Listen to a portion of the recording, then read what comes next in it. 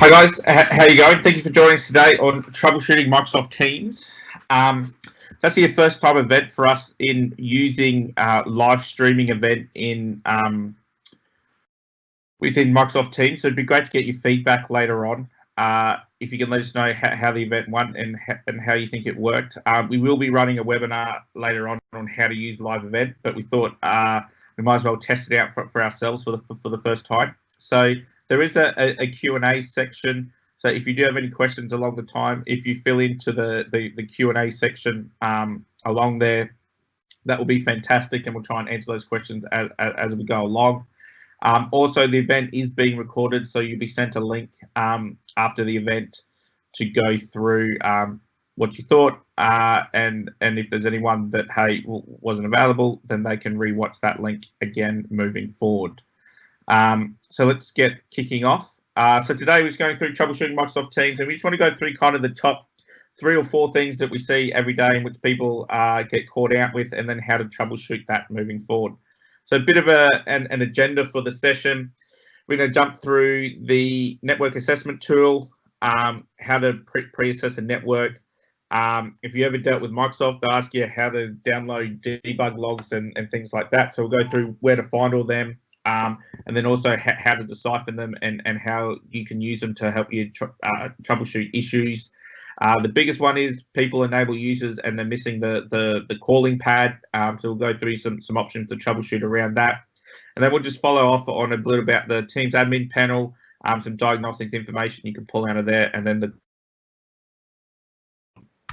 so we will also send out these links as part of the slide deck also.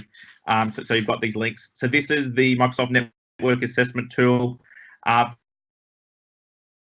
Confusing when you download it. It says Skype for Business, but it is the same network assessment tool. So what this tool basically allows you to do is do connectivity checks from the customer's network back into Microsoft, as well as it'll do latency and round trip tests. So it's quite a cool tool. We've just got some steps here in how to run it, because it's a bit weird when you install it. It doesn't put an executable file anywhere. So here is where you can actually find it.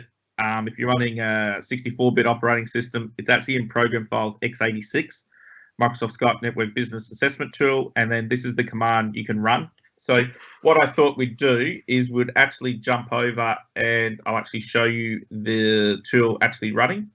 Just give me a second. I'm just going to stop here. I'm then going to share my actual screen.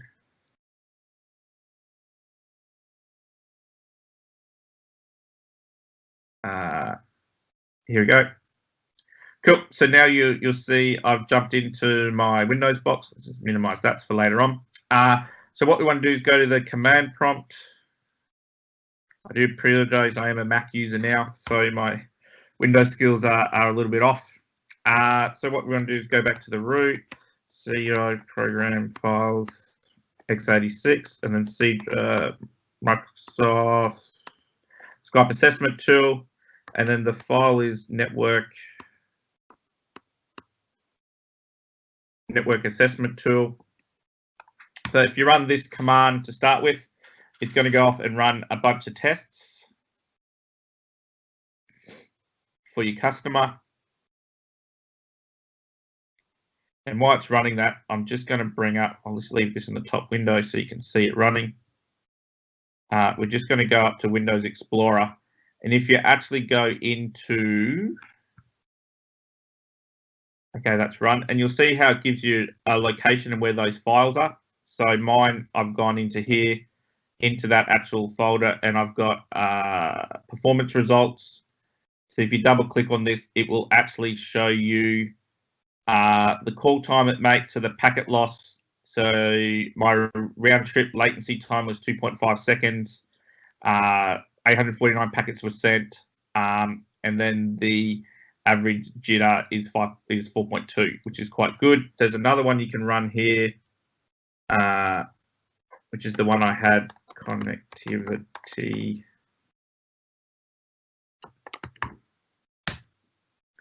check, that will go and also run a connectivity check for you as well. And you'll see it actually displays the actual results up there for you as well. So this is a really great time if you're trying to work out how the customer's latency will actually go back. I will preface that this VM is actually sitting in AWS, so it will be quite faster response times. And then you'll see you'll come and do your network test. So this will check open ports and everything like that. So it is a very good tool to help you work out.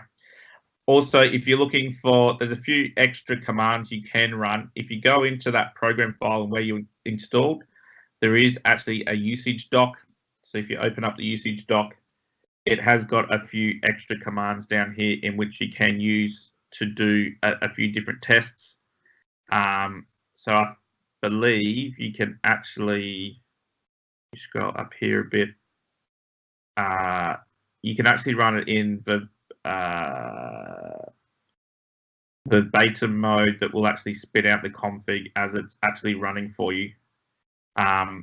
So on the actual screen, it will split out the actual commands as it runs for you. If you go down here, so when I ran the connectivity check, you can then actually go and run it in the boast mode. So if I go and rerun the same command, again, just to show you.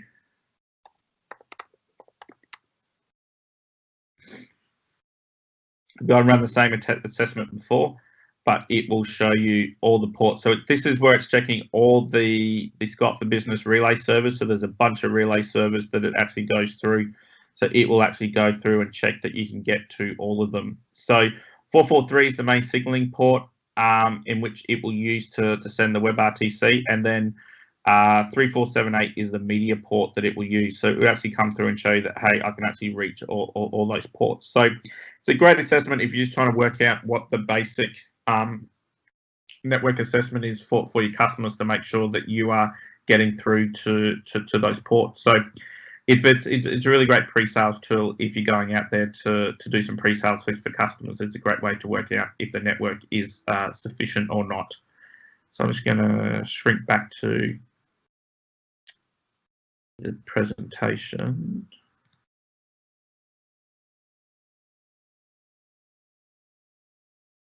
Cool. So as we jump back into the presentation, so that's really network assessment tool. It's not the be-alls and end-all of tests, but it is a great one by Microsoft just to see how that network is actually performing. Obviously, you still need to go through firewall settings and everything like that. Within the Microsoft docs on their website, they do have all the firewall ports and everything. The other biggest one we see on networks is if you're running web inspection traffic, the traffic for Microsoft Teams is HTTPS traffic. So you will need to put in the bypass addresses for the Microsoft proxy servers. It's all available in the Microsoft docs under Teams. You'll find it all there.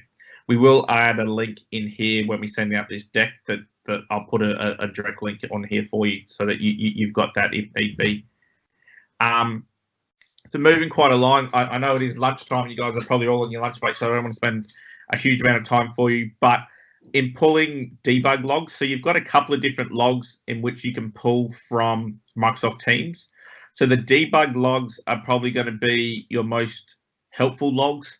So this will actually track anything that the client's doing. So if you're having weird buttons that are not working or integration to SharePoint libraries that aren't working, especially this is really helpful, which we'll go into shortly in the debug logs when the call pad doesn't turn up. If you actually pull up the debug logs, it will actually show it querying everything through the Office 365. So they're very good. So here's the commands and where to find them. On a Windows, it's Control-Alt-Shift-1. On a Mac, it's Option-Command-Shift-1.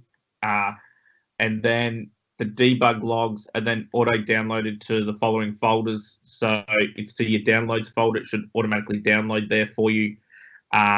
If you do it from a browser, then obviously save to a different location. You can also download media logs. If you've ever logged a ticket with Microsoft around any core quality issues or anything like that, they'll always ask for these media logs.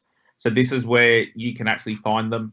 They're actually a folder, so if you grab them, you normally zip that up and then shoot it off to Microsoft. That's what they'll be asking for you. So if they're trying to troubleshoot anything like that, that's where the best place to find them will be.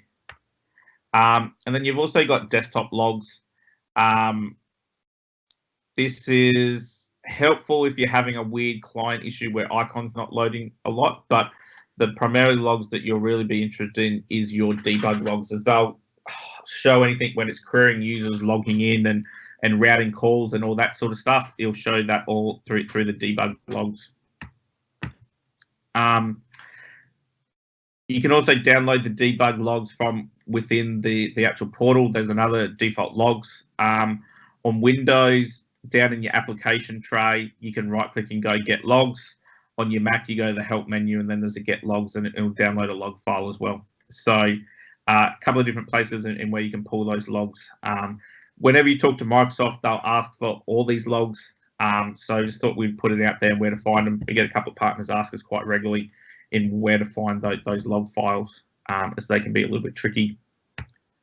So one of the biggest issues we get when people are provisioning Microsoft Teams is they come in and go, hey, I'll provision it, but I don't get the call button, or I've got the call button and I get no dial pad. Microsoft is actually provisioning the call button by default now on all the new Teams rollout. But what you won't have if you haven't got direct routing is you won't have a dial pad. Now, what that's caused by is actually normally there's a voice routing rule missing. And where you can actually diagnose it is actually in the debug logs. So these are the actual debug logs. I've captured a debug log for you and opened it up of one that's not working. And what you'll see here is if you search that file for calling support service, on the far left, that's what the main line will be called. And as you scroll across, you'll come over here and go, and you'll see here, is BYOT enabled? This is an old command from the old Skype for Business days, so you're probably wondering what BYOT is. It's bring your own trunk. So this is an old Skype for Business, reference, but it's still the same command. I haven't updated yet. And see how it's currently set to false. So what it basically is telling me is that one of the settings that you've gone to enable the user hasn't actually sunk through properly. We get that quite regularly. You'll notice where you may activate 20 users and one doesn't work. It's 9 out of 10 times caused by a syncing issue in Office 365, where it doesn't sync those commands around properly. So the easiest way to solve it is go and disable the user and then re-enable the user again, and that will normally resolve it. Or the other issue is you haven't run the second command to add a voice trunk to the user.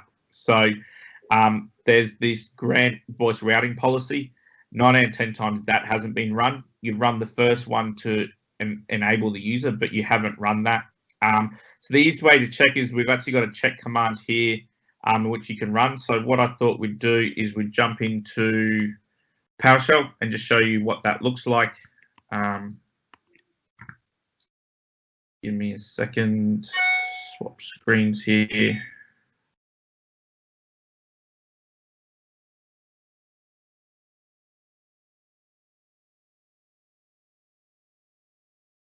There we go. So you can see back up to my desktop. So if I jump down here, jump into my PowerShell,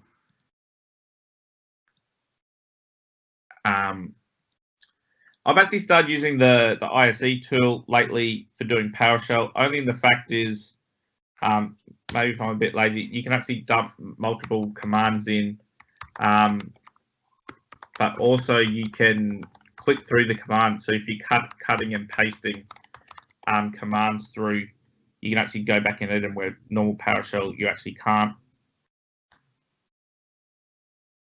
If we go through and logs me into PowerShell, going to go and grab that command and run it.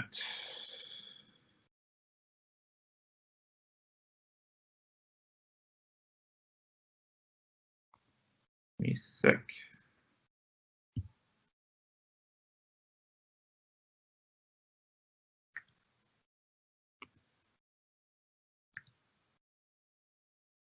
So you paste that command. So like ICE, if you need to change it, you can actually click through that you can't normally. maybe most of you guys will probably know that. You probably live and breathe PowerShell a lot more than what I do in a day-to-day, but it's a nice little feature I found the other day. So if I run that command, it'll come back and spit back my user. So you can see this is my actual user. So I've got enterprise voice enabled equals true. I've got my voicemail turned on. You can see I've got a voice routing so I can make international calls. You can also block that. But what we're looking for here is that on-run voice routing policy, making sure that that's actually got something set. If that's set to blank, that will be another reason why that dialing button won't turn up. So first thing, check that enterprise voice is enabled and that's set to true. And then B, also make sure they got an online voice routing policy set. If they haven't, you just need to go and rerun that grant policy. Another one is here is then you can also check what phone numbers you've actually got set. Now, if you get into this situation and you're having issues where the user isn't enabled, so the user is enabled, but they're still not getting it and all this is set, this is where you need to come back and run that set CS user. Grab this command here, dump it in here. So this is where you need to come and run this command.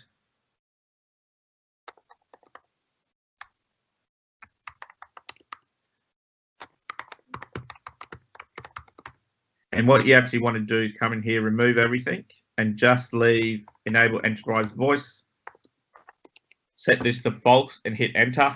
I normally recommend waiting about 5 or 10 minutes and then coming back in and running the full command to make that enabled again.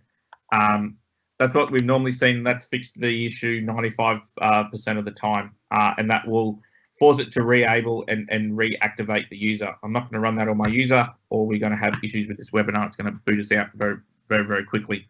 So that's really a really great troubleshooting tool when you can come into here. Some of the other commands that are really good to know too is get CS online PSTN gateway. So this will show you your main SBC trunking. Sometimes we've come in and seen that things are set here. One of the good things to note here is if you're constantly ringing out and your CLI is showing up as blocked, and you've migrated across from a POC, just check that this forward PAI is set to false. You may have that set to true. Just change that to false. You will need to wait up to about 2 hours for Microsoft to sync these settings, but then you should know your outbound calls will start working with the correct CLI being presented. So just double check that that has been updated properly, and also make sure that it's actually been enablement is set to true. That's a couple of the little tricks we've seen hasn't quite worked, and people have issues with. But yeah, that's basically the trick in getting those things to work. Now if we just jump back, just jump back to the presentation, go through the next couple of slides.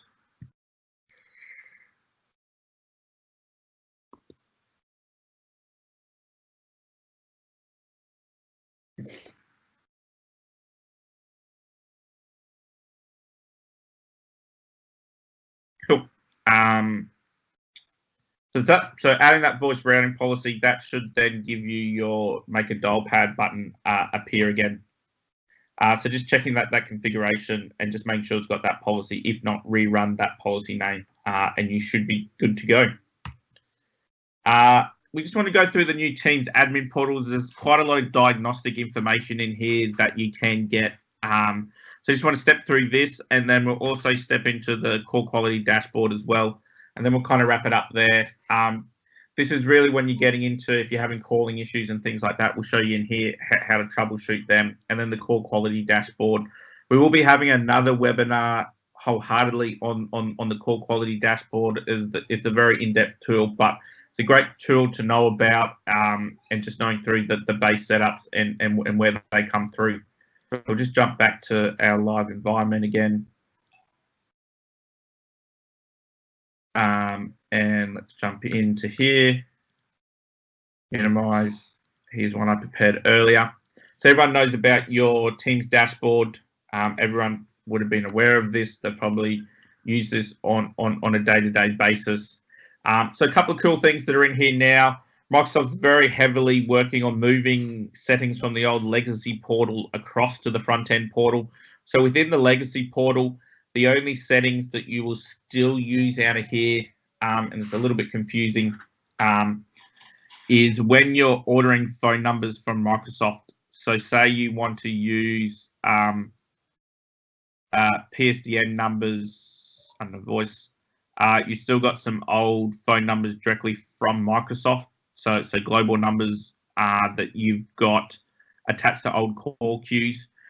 You can now, on auto attendants and call queues now, you can use a number hosted by us from your 100 number range. And we are running another webinar next week on how to configure auto attendants and call queues now, so that you can natively use them in 365. So it can be a little bit tricky. We've had some customers, some partners get called out. So we're just running a quick webinar next week on how to set those up. But it's pretty straightforward once you understand. But if you are using Microsoft issued numbers, you still need to come into the legacy portal. This is due to come along to the new Teams portal, but it's still a couple of months away. So in here, you would have probably noticed if you've been in here anytime recently, you'll notice there's now a new voice tab. So you do have a direct routing tab. Unfortunately, to enable users and everything, you still need to do via the PowerShell. But a lot of the diagnostic stuff that you can actually come in here now. So if I click on my trunk, so you'll come in here and you'll see your trunk. I can come in and start to pull some stats. So I can start to look at my average round trip latency time across calls for the last 120 days, 30 days, 7 days. I can start to see what my network efficiency status is. Average call durations, this one's pretty cool. If you track that within your business, how long people are on average talking to people, network efficiency, and then also consumption of concurrent calls, inbound, outbound, and total streams.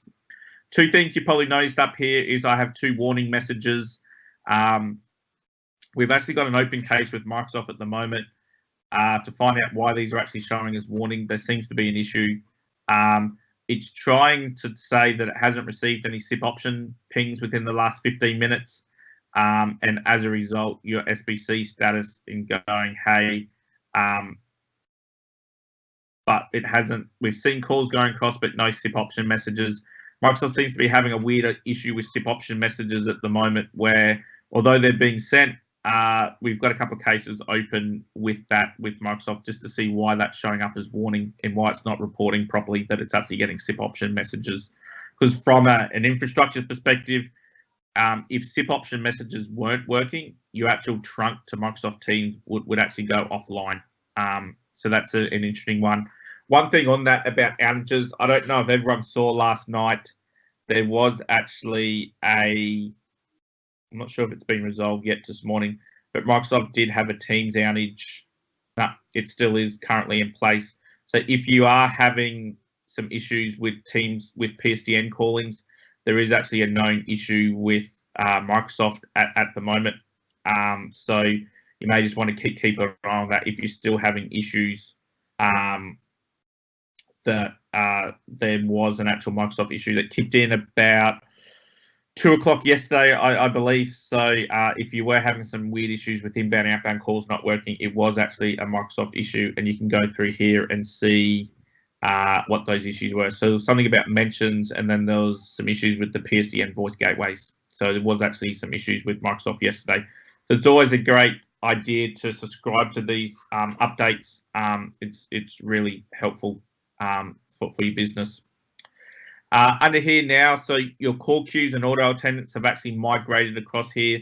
Although they are still in the legacy portal, you actually see that you can't configure them via there. It will actually come through here. So in here is now where you add your auto attendants. And then if you're looking for resource accounts, everything refers to a resource account now, which is like a shared user account, like in the old Exchange days. The actual setting is actually under organization settings. You actually have resource accounts is actually under here. So it's a bit of a weird place if you're looking, and then you'll see I've actually got accounts that have phone numbers mapped across from my 100 number range. So We will have a webinar to go through that, because some of it you do through the GUI, then some of it you got to do via PowerShell. So we will have a webinar next week, which you'll be able to watch through and step through that, as it is a bit tricky. But from a troubleshooting perspective, from a device perspective first, you can come into your dashboard now, and if you have any of the Yealink phones rolled out within your network, you'll actually see them appear here. So I can actually click on the phone and I can get details about it. I can get history of software updates that have been applied to it. And also you can perform software upgrades. So if you've got updates pending for your devices, I can actually click on it and go update. See, this one's got one update pending. It's actually turned off. But if you click on the update, it'll tell you what that update is. There's actually a firmware upgrade available for it. And you can simply go in here and go update. You can also download diagnostics information from the handsets here, and you can also apply configuration policies. So if you want specific PIN code lockouts on phones or any specific network related settings, you can actually go and set that straight through here and then apply those policies out, which is pretty cool. But the main thing I want to show you in here is under users. You go in under users and go down and grab your user account. There's quite a lot of cool information here. So if you go into here, it'll show your user account. It'll show you all your config, what coexistent model that you're actually running, and then under voice, this is where you can go and set your group call pickup, your call delays, your voicemail settings, and call delegation settings can all be centrally managed through here, which is pretty cool. But the main thing I want to show you is call history. So when you jump in here, it's going to show you all the calls that you've made, and then if they're good quality, poor quality, or whatever. So here's one I had with Craig earlier, and it's showing poor network quality. I'm going to show you kind of the detail this goes into. So see here, you go, the poor call quality was actually caused by an audio device. So if you actually click on audio devices, you can actually go in and see what people were using. So I can see Craig was using his Jabra 9470, and I'm pretty sure he walked too far out of range that the Bluetooth to the headset started to drop out.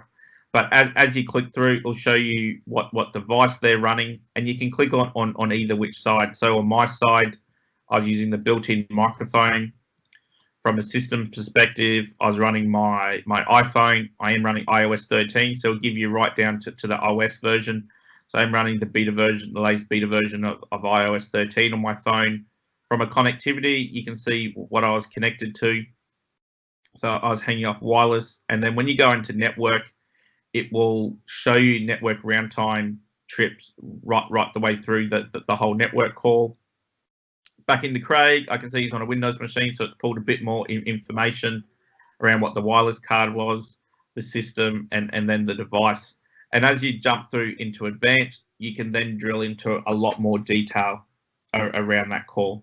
So you can do a side-by-side comparison and find out exactly where those issues are. So it's a really great tool to actually sit down there and diagnose where issues are actually called. If you're noticing call quality, jitter, if you think there's jitter and packet on the network, you can actually see where that's actually coming from. So it's a very, very good tool if you're trying to troubleshoot what is causing issues across calls. It's a great place to start, is through here. There's a lot of information, and we will be having another session on what all it means, but if you've been around the space, it'll at least give you some warnings in where to start. So that's really the user dashboard admin. It's a really great tool if you're trying to troubleshoot those voice quality issues. At least gives you a point. You can go back in historic. If someone mentions a call, this is tracking all the calls. You can at least go back and find out what was happening at that time. If it was a PSDN call or if it was a traditional, I'll try and find a PSDN call for you.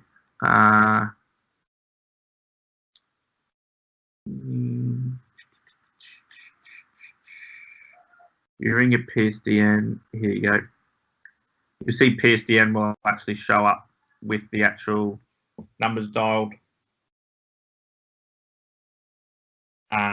So right the way through here, you can then see round trip timers, connectivity. you'll see on this side, if it's a PSDN side, seems to be a weird Microsoft thing. It always says it's hitting a Windows 10 machine as it hits back into Microsoft's environment. But if you go into advanced, you can actually see here as you compare them side by side. This side, you can start to see quas time, round trip timer. So this is coming back from, this leg here will be from Microsoft back to our infrastructure. You'll start to see, so this leg is from your client to 365, and then this is from 365 across. And if you scroll down the bottom, as you'll notice, Silk wide is Microsoft's special unique codec that they've built for the new Teams client that it uses. PCMA is your old G711A law. So that's the code that's coming back to us. So you'll see that that's all within spec, that you're getting really great jitter and stuff, but a lot of the issues have been caused on the actual client side. So it's a great place as you're starting to troubleshoot those core quality issues in where to start. So a lot of information. It will then start even pulling in local subnets of where that infrastructure is routing to. So it's actually quite a good place to actually sit through. So you can see the media hop that it hits on Microsoft's side, our SBC address, secure RTP. It'll start to give you those full routes of information. So it's actually a really good tool to help you actually troubleshoot where those issues are actually being caused. So very good tool to start. The other one you've got is Core Quality Dashboard. I think I've got it open here. So there's two Core Quality Dashboards. So as you see in my address bar up the top, when you first jump into Core Quality Dashboard, it'll take you to this main screen. As you can see in the link, it's cqd.link.com. If you actually change this to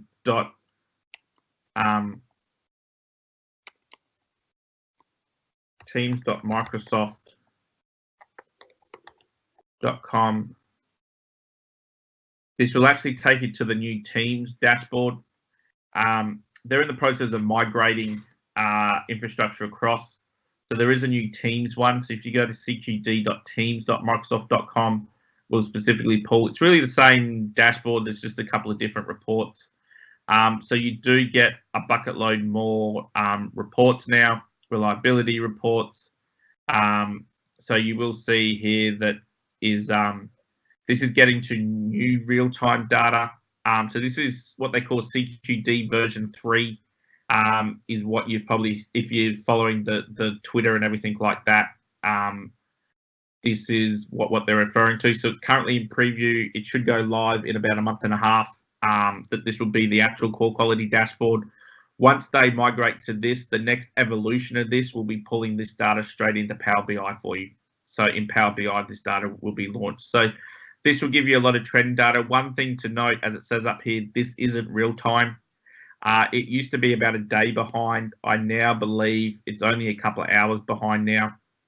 But you can really drill down into voice quality issues across your network and really pull out client to client, client to server calls.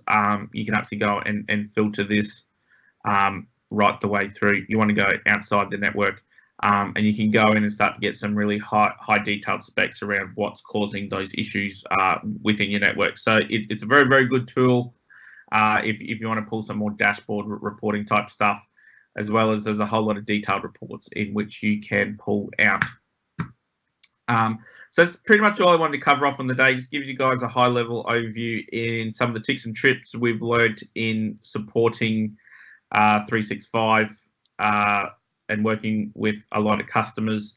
They are the tips and tricks. I will add the link to here to the new dashboard in case you didn't write it down. And then when we send out the recording to the video, the link to the stream from the video, we'll also tap the PowerPoint deck so that you've got all those links. I will just double check if anybody has lodged any questions. No, nobody's lodged any questions yet. So we will call it quits there for today. I didn't want to go on for too long, as I know everyone's probably trying to grab lunch before and get everything finished on Friday, but before the week carries on. But thank you guys for joining. We will be sending out the link and we will be running these more regularly. We've got a couple coming up, one on auto attendance and call queues. We've got another one on call quality dashboard, and then we will be running them some on call center, contact center. So those two advanced solutions we'll be running auto attendants and our hunt group and what those options difference are. And then we do have a new product coming out very shortly. I know a lot of people keep asking around call recording. So we have got a call recording product coming out hopefully next week. It's just going through final testing. But it won't record peer-to-peer calls, but it will allow you to record any inbound, outbound PSTN calls. So I know a lot of you have been asking for it. We've worked very hard to build that solution and make it really user-friendly. So that will be coming out hopefully next week. So keep an eye out for announcements. One thing I will share quickly, just jump back into my browser. If you check out our website, it is going through a revamp currently, so you will see some changes to here. But if you keep an eye on down the bottom under our latest news section, any of the new events we're running and blog posts that we're putting up will all be lodged. Obviously, that's where you found the link for today. All the other webinar series will be here, and they'll have registration forms. So any of those events we're running, they will be posted here, as well as the constant emails coming out. If you did have people in your team that didn't get those emails, definitely touch base with Craig or myself, and let's get our internal list updated. We just probably don't have all your internal tech contacts listed to get these updates. But hope you guys enjoyed today, and we'll probably put out a survey after this for some feedback in how you think the live stream event went. From my perspective, just to give you some feedback and actually running it, it's quite simple to use, but it'll be interesting to see what your guys' feedback from an end user perspective. But thank you for joining us today. Have a great day and have a good weekend, and we look forward to talking to you guys all soon.